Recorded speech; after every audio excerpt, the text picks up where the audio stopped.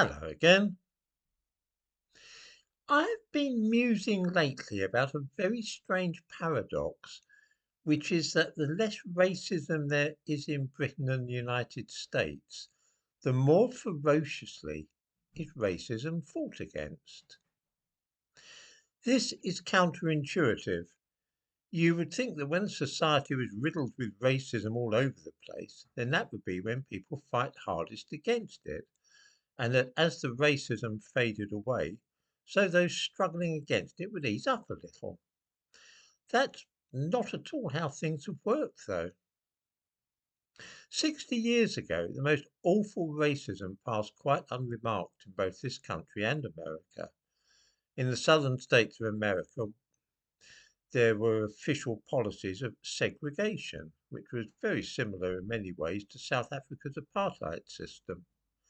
There were separate restaurants, drinking fountains, spaces in cinemas, and so on for black people.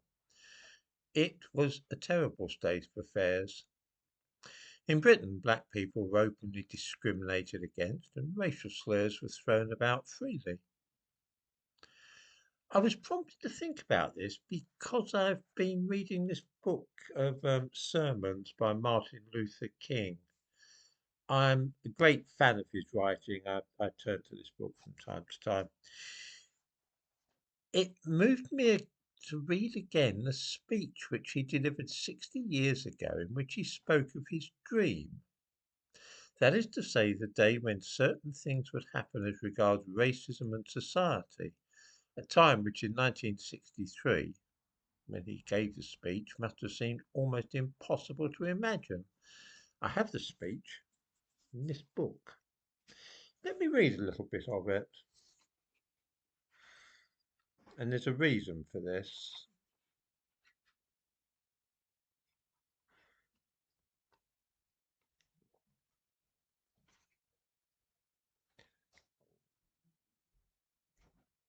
Where are we now? Here we are.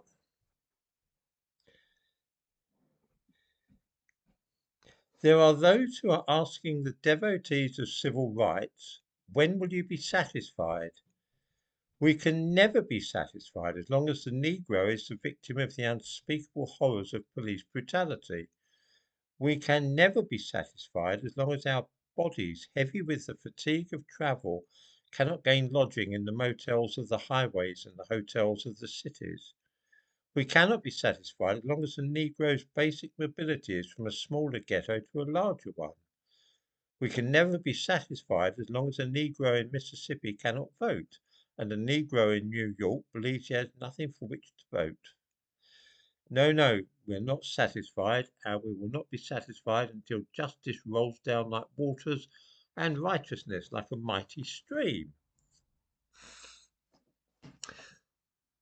That ends, of course, with a quotation from the prophet Amos. The book of Amos. Amos was a dresser of sycamore trees. But anyway, that's Martin Luther King was a pastor, so you expect him to work in biblical passages like that.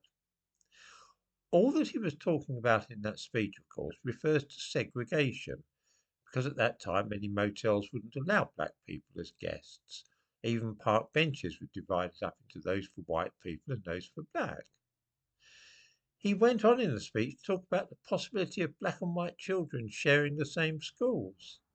For of course schools in the South were also segregated. It truly was a shocking and dreadful situation for black people in the United States at that time. It wasn't too good in Britain either in 1963. Few ordinary white people cared though much about racism, and those few who did were regarded by many as being cranks.